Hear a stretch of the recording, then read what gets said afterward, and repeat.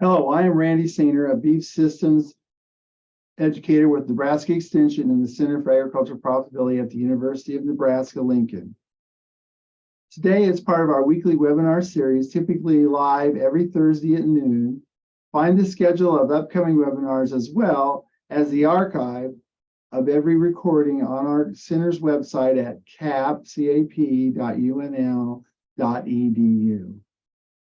With drought conditions persisting throughout the state, early weaning calves is a tool that can reduce forage demand on pastures, improve cow body condition and cow breed up when forage production is reduced.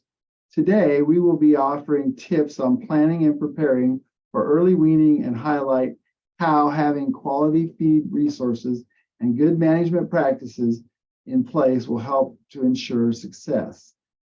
To present, I'm joined with Aaron Berger, a beef systems educator with Nebraska Extension. Hi, Aaron. And Matt Stockton is a professor of agricultural economics with Nebraska Extension. Hi, Matt. Hi, Randy. If you have any questions as we present today, please type them in the Q&A panel in your Zoom window. We're going to get started. And so I guess the question we have to start with is, how early is early weaning? Well, it can be anywhere from 45 to 150 days compared to a traditional weaning system of 180 to 220 days. And so why are we talking about this? Well, if we look at the drought monitor, and I have June 13th, I probably could have got today's, but I didn't get it on there. But you can see here, the eastern part of our state is still very dry in exceptional drought. But even the west, we've got some moderate drought left and some severe drought. And so we have been lucky in the west to get some rain. But you can see that drought will affect not just this year's hay crop or grass crop, but next year's too. So we had a bad drought last year in the west, so we're still seeing some remnants of that this year. If we look at the U.S. seasonal drought outlook, you can see that it does show some improvement, but the drought will still be there. It just will improve somewhat. And there's some areas that we'll actually see maybe removed from drought, but it's still a problem in Nebraska. And again, like I said, grass production is still reduced to second and third year usually. So why would we want to early wean? Well, one thing we can do with early weaning is we can improve the cow's body condition. And going into the winter, last winter, we had a really rough winter. So condition score, people that had better condition allowed those cows by spring to still be in good condition if they fed properly. Some typical rations and this comes from our guide sheet that you might look at. You can see it's pretty high grain content because those calves need a high quality digestible feed, some molasses, some ground hay, not the low quality forages we would feed cows. And of course, you want to make sure your vitamin and minerals are covered. I looked at cost of these rations. So the first ration was $1.28 a day. second $1.18, and the third $1.26. It depends on what you can get your products for. I looked at labor, about 20 cents a day per calf. That would be an hour, $20 an hour for 100 calves. Basically, it's kind of how I figured that. Yardage at 25 cents a day. A lot of yardages will be higher than that. At least you're covering the cost to make sure that your fencing and stuff is covered, the wear and tear on it. And we looked at a 2-pound gain. The total cost per day on that, it would be about $1.73 for the first ration, $1.63, and $1.71 per day per calf. So if they have feed available that they might have that's a little cheaper, that might be a better deal, huh? Yes, yeah, it could be better and it could be worse depending on what their feed costs are. And I used average costs right now, so it should be fairly close. But yes, if they have their own, it's going to be cheaper. Another ration, this is one that Carla Jenkins used in her presentation last year. 3 pounds of distillers and then 7 pounds of a 50-50 blend of hay and alfalfa. Now remember, oat hay, the quality there is going to be higher than just feeding a low quality hay. You're going to have a higher quality hay. And we'll talk about how these calves digest. A good trace minerals, zinc and copper. But on hers, it was about $1.56. So it was a little more reasonable than some of the ones I just showed you, but really close. And that's for about a 2 pound a day gain on 300-pound calves. So what are some of the advantages of early weaning? Dams of early weaned calves should be in better condition at calving and cycle earlier during the next breeding season. Calves can be fed to grow to their genetic potential because you're feeding them a high quality feed. Early weaning may be the key to more successful feed utilization during times of drought like we're in now or other periods of feed shortage. And we all know the cost of feed is high right now. Early weaned calves are very efficient at converting feed to gain. I was actually surprised at the cost. I thought it might be more than that, but because they don't eat as much and they're pretty efficient, the cost was a little lower than I thought. Other advantages, early weaning permits more cows be carried on limited forage supply. You increase about half a day of grazing per cow by taking that calf off. We figured about 0.4, so it's not quite a half, but around a half a day. So if you're short of forage, you can increase quite a few days for having those cows grazing. And if they're not lactating, those cows will actually eat less.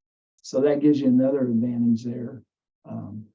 If calves are weaned before or early in the breeding season, your pregnancy rates will usually be greater for the thin cows. And then a high percentage of early weaned calves have been shown to achieve a USDA grade of average choice or better. They tend to grade a little better. And for fall calving, it fits fall calving herds when grazing resources are limited.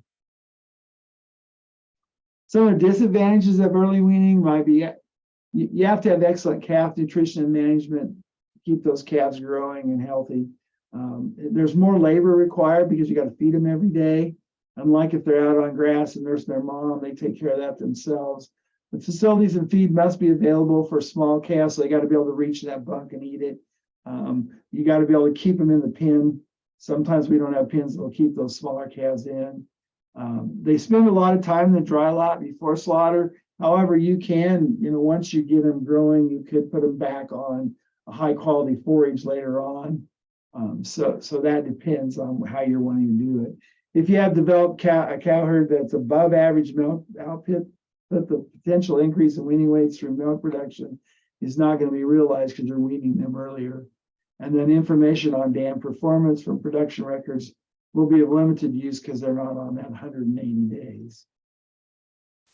If we look at calves, if we look at ruminants that are young calves, you can see development. So the Allomasum in a really young calf at 21 days, he's more of a monogastric because that Allomasum is really 60% of the diet. As that calf grows, that rumen starts to get the functioning and gets feed.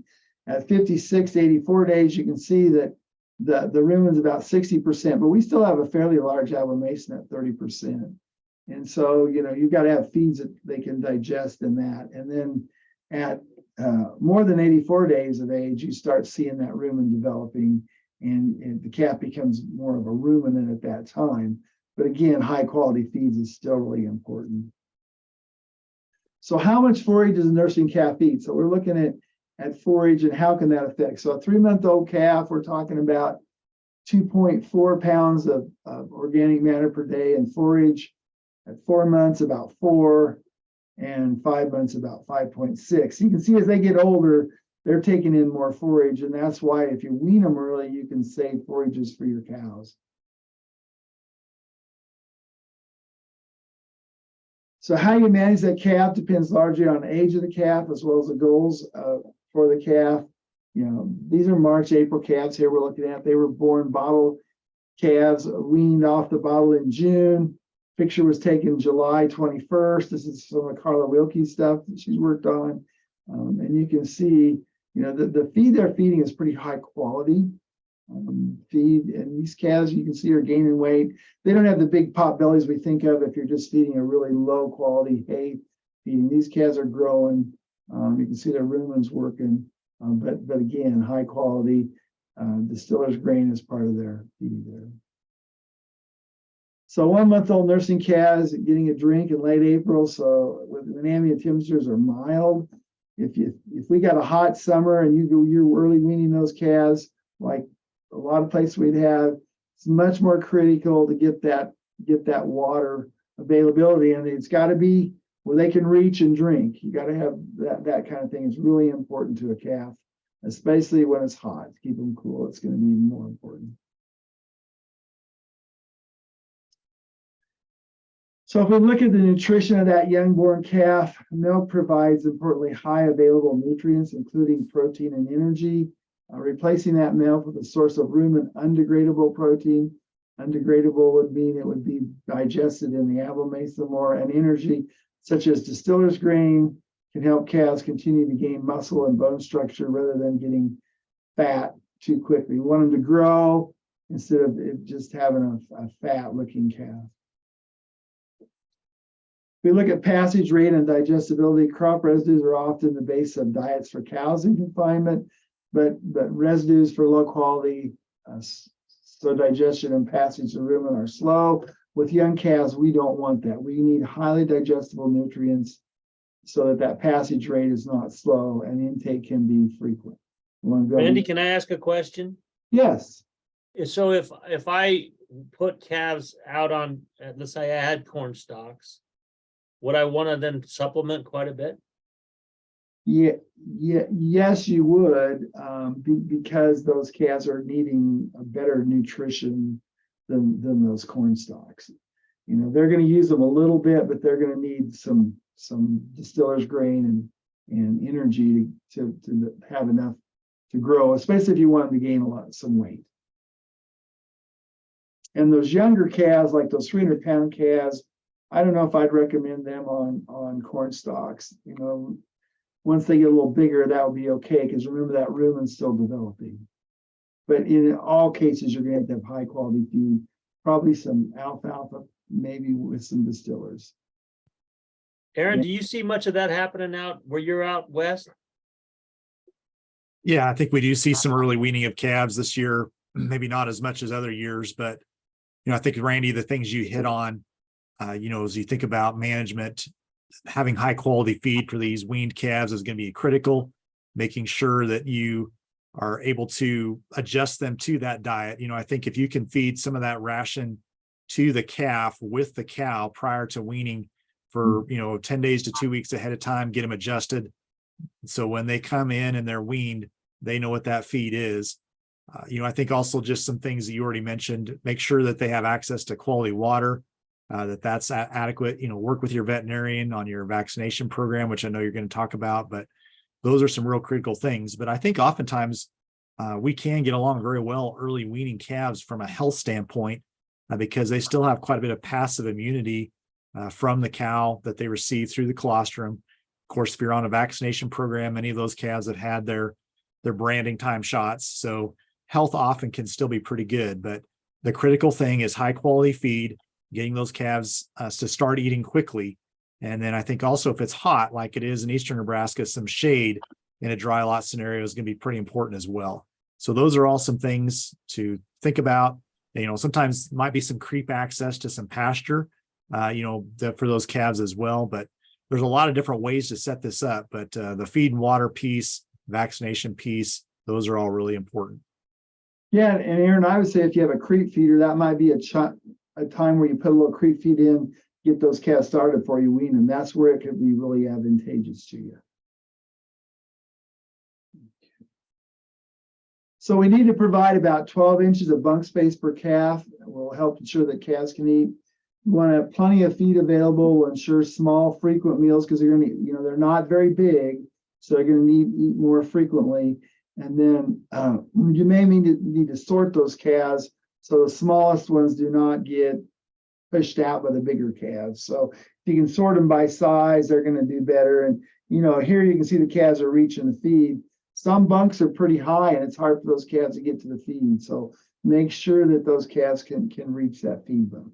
Yeah, the other thing I'll mention just on that concrete bunk, you think about a 700 or 800 pound feeder calf, steer, heifer coming to the bunk, they can reach the backside of that bunk much easier where these little calves can't. And so you may need to put some sloping plywood or some sheet metal or something in that bunk to keep the feed more on the bunk side that's closest to the cattle so that they can access all the feed in the bunk. And so that's going to be something from an adaptation standpoint, make sure your bunks are in a way that they can make sure the cattle can adequately get to all the feed so you don't have some feed left in there and things like that.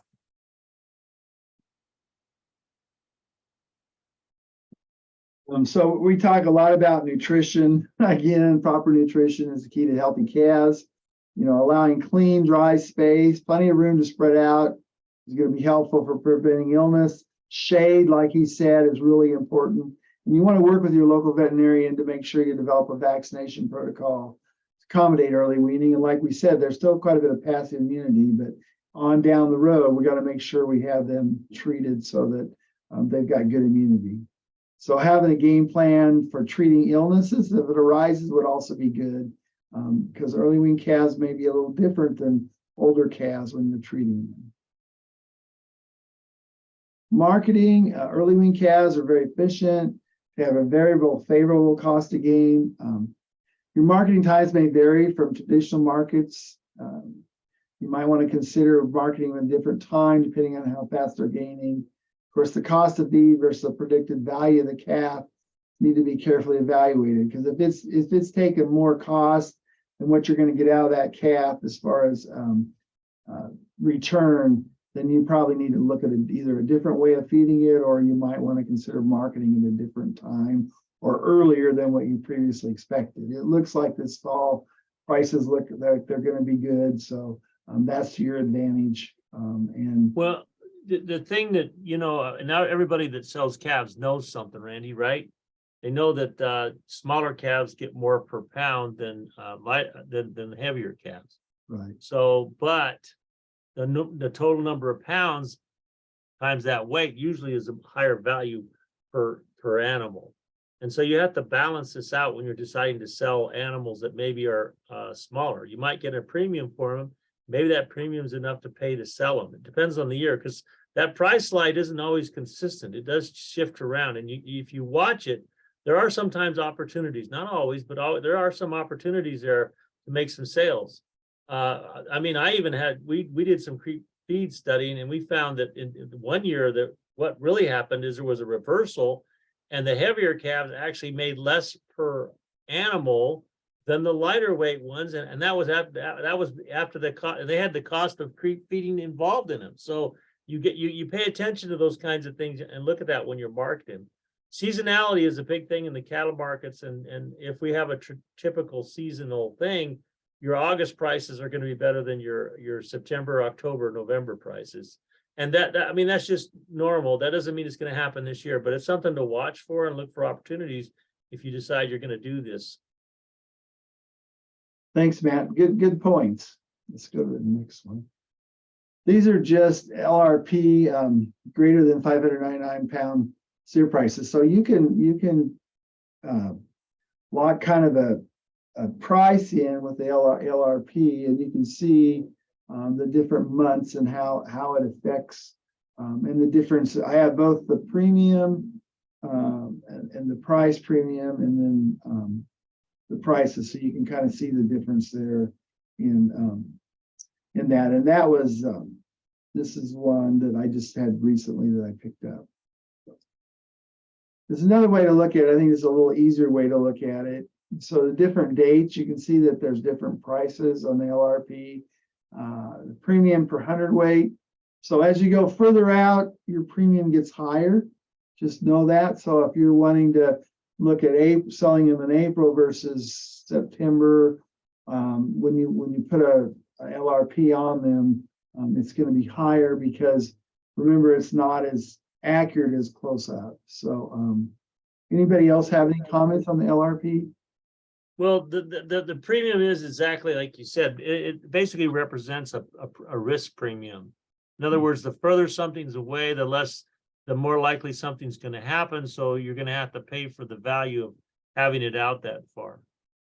Yeah, and this was for the 5th of June. I know it's probably changed since then, but you on this one, you had the contract would expire 9 a.m. the next morning. So if you see a price you like, you need to get on it. And what they tell me is you need to get registered for this ahead of time so that if you find a price you like, you can jump on it fast because you got to get registered with the dealer that does the LRP, with the insurance agent. That's just heifers. So we look at steers versus heifers. Again, there's your LRP prices for June 5th.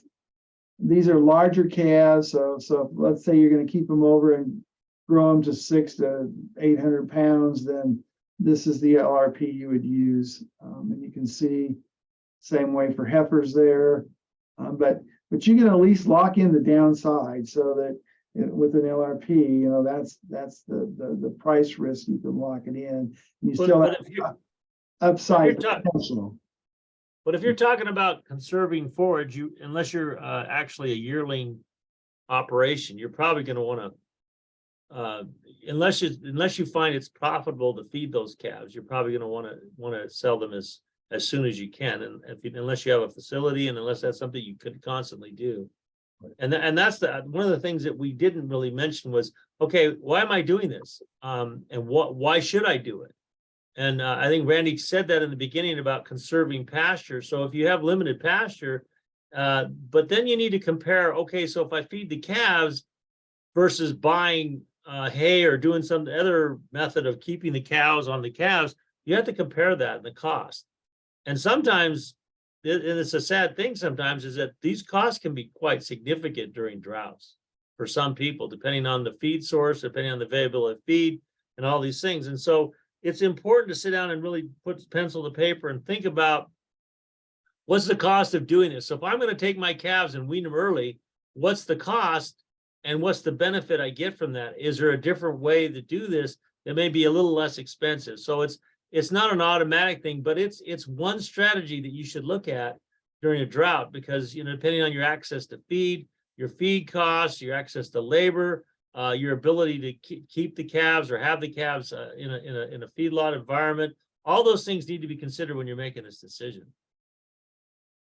Yeah, you want to make it as a systems approach to the problem, not just a one-time thing. But LRP just gives you a ability to lock in that bottom price, and know, you know, you're paying for that with insurance premiums basically.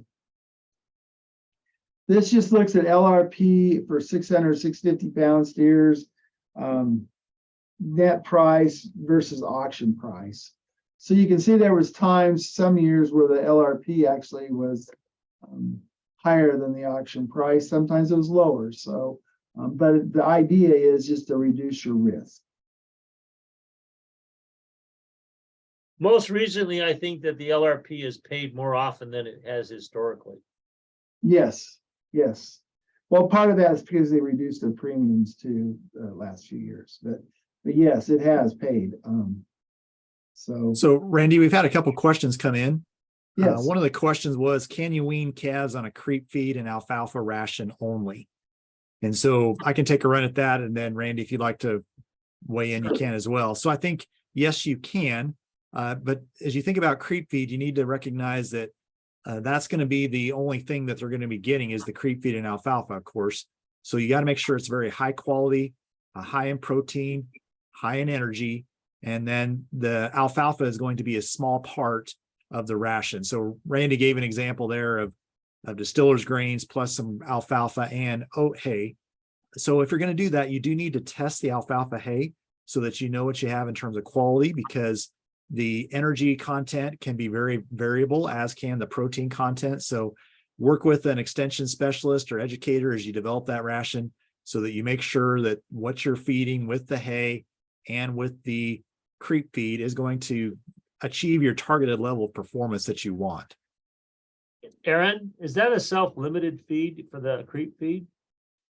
So I think it depends on, again, that's a good question that Matt brought up. Is this a self-limited situation, or are you providing access? So there are some creep feeds that have a limiter with them that they'll only eat a certain amount. Of course, whenever you're buying those kind of feeds, the price is going to go up. And so you need to think about, what can I do? Maybe that's your best option from a management standpoint, but just think about the cost of the feed versus what you're getting in terms of gain as you think about that kind of scenario.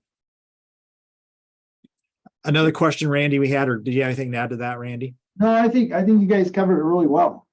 Okay. So another one was, how soon can you implant calves? So after weaning, and the weaning a calf really isn't necessary in terms of putting an implant in the calf. We can put implants in calves according to label when they're on the cow. So you can implant that calf before weaning or after weaning. The time of weaning really doesn't dictate when you can or can't use the implant. You'll just need to look at the label on the implant in terms of what you want that calf to do, and is the label fitting what you want to see happen in terms of growth and performance. So that's what I would, I guess, answer with that. Is it Yeah. usually an age thing, Aaron?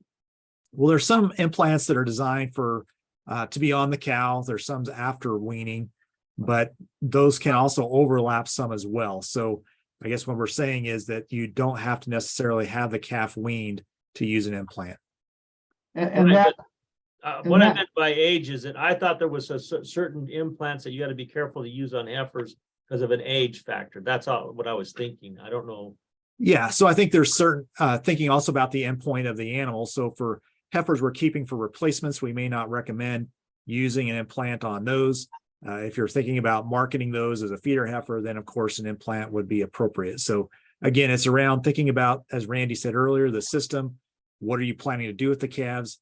If you're going to put an implant in the calf, you also need to recognize you need to make sure that you're going to have that calf for a length of time where you're going to realize the benefit of implanting that calf. If you're going to wean them for a short period and then plan to market them or sell them, you may not realize the benefit of using the implant. So just make sure you understand the endpoint and what you want to do before you utilize an implant. and the implant labels have changed a little bit, so you got to follow what it says on the label, because some will say for confinement, some will say for stockers. So make sure you follow the label, because those labels have changed this year. The other thing we want to do with these early wean calves is kind of minimize stress. So like we said, get them started on feed before you wean them. Low stress handling, weaning options if you can. Make sure your nutrition is correct, which we talked a lot about. Processing calves, I wouldn't wean and castrate at the same time or dehorn. You're stressing that animal an awful lot.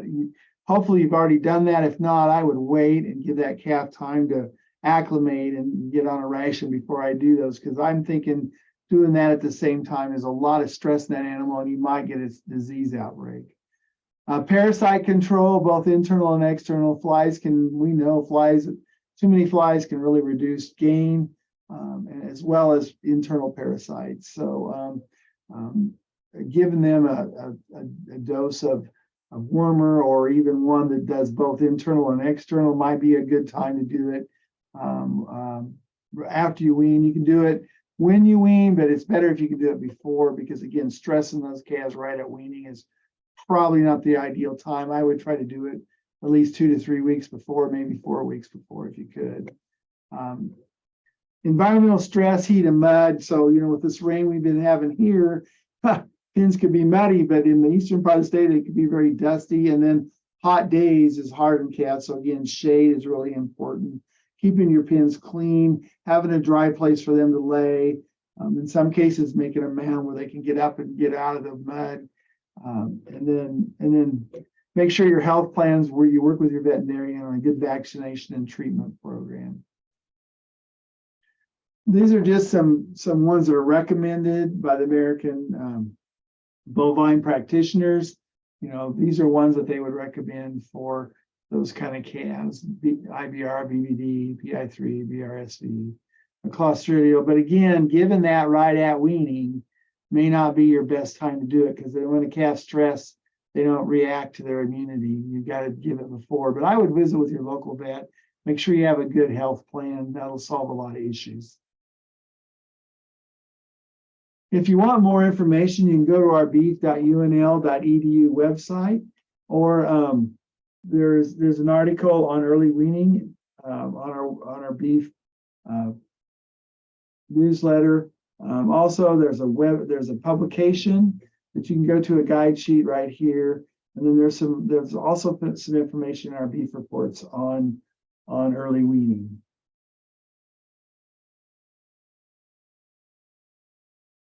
And these are just our contributing authors to this program. Is there any more questions, Aaron? Yeah, if you have questions that you haven't yet had an opportunity to ask, I'd encourage you to type those in the Q&A box, and we'll have some conversation here. We can discuss those. So Randy, I also would mention, if you go to the beef.unl.edu website, there's a search tab up in the upper right-hand corner there. If you put in early weaning or something like that, a lot of resources will pop up on that, both some video resources, neb guides, articles, and then also there's a list of specialists and educators that can be found there as well if you're looking for some resources to help you think through your options as you're considering early weaning. Yeah, and I noticed I forgot the .edu. I don't know how I did that, but somehow it got deleted off. So we will correct that when we go out with our PowerPoint. And our PowerPoint will be available after this, so you can get on and look at it. And the webinar will be available also. And the beef.unl.edu website will have a lot of good information. Like Aaron said, you can go to the search tab and get on it. This may be a time, especially in eastern Nebraska, that producers might want to think about this as an option to save forage for your cows. I would add one thing about drought. Drought is a tough thing, and it's tough on producers. It's tough on a lot of people, but sometimes it's easy to want to defer it off, hoping that it'll rain. And while I understand the sentiment, that can be hard if you're going to get yourself in a bad situation. I guess an ounce of prevention is better than a pound of cure, so to speak. So whatever you're doing, be careful. Good luck in what your decision process is, and this is only one tool of the many tools. I mean, there are other things you can do to maybe reduce forage consumption of your cows. You can probably cull some of the cows that you're going to cull anyway. There's all kinds of things you can do, but try to do it earlier in the season if you're going to do it without trying to financially hurt yourself. And that's a tough line to follow. But that's my recommendation. So Randy, one thing I would mention, obviously we've talked about feeding the calf, but for folks, they may be short on pasture. If you early wean the calf, then there is the option to use something like crop residue and distiller's grains. We can even feed those cows out on pasture and replace some of the forage that's there. Because I know for many folks are thinking, well, I need a place to go with the calves. I've got a limited amount of corral space. That's where I need to have the calves. Where do I do with the cows? So there's some things we can do also on feeding the cows. If you're going to do that, if you're going to feed on pasture, recognize that it's not going to replace all of the grass that they would graze. It'll replace about half of it. And you need to use a lower quality forage with some distillers, something like wheat straw or ground corn stalks. Again, we have some resources at the beef.unl website on that. And so if you have some questions around that, that would be help. We have resources that can help you with that. Yeah, there's several options. The other thing is, if you got cows that are that are not very good producers, this is the time to get rid of those cows because they're costing you money and you may not come out on those calves. So getting rid of those late cows with bad udders, those kind of things, reduce your forage by getting rid of some of your lower end type animals will help you because again, we're short of forage and our hay production last year was at a 50-year low. And I think this year we're seeing a little better hay production in the western part of the state. But again, a drought affects forage production for about 2 to 3 years. So we could see lower hay production again this year due to drought. So buying hay might not be very reasonable this year either. And our feed prices are high too, due to drought and other reasons. One other tool I'll mention from a cow perspective is the opportunity to do some early pregnancy detection on those cows. So once cows are 30 days past breeding, you can use a number of tools, whether that be ultrasound, the use of a blood test. If you're going to use some palpation, usually a veterinarian or technician would like to see those cows be at least 40-45 days past breeding before they do a pregnancy diagnosis. But that again is another tool that you can use to find those cows that are not pregnant and get those out of the herd. Go ahead and market those. Right now the market's pretty good for weigh up cows, and so there's another thing that is a tool to aggressively find ways to reduce non-productive cows and to hopefully save feed for those that are going to go ahead and generate some income for you with a calf. And the one thing I'll say, Don Adams, who talks a lot about drought and used to be the district director, he's an animal scientist and worked at GSL for quite a few years. One of the things I remember him saying is, the sooner you can make decisions on cows, and even in small decisions in small quantities, the more grass you're going to save for later in the season when you don't know when it's going to happen. Mm-hmm. And it's always nice when we talk about drought because it always rains. So here in North Platte, we got about an inch 10 hundredths today, which has really been helpful to us. But I know the eastern part of the state hasn't got that, and I've heard some stories about corn dying and so forth. So depending on where you're at, it can make a big difference.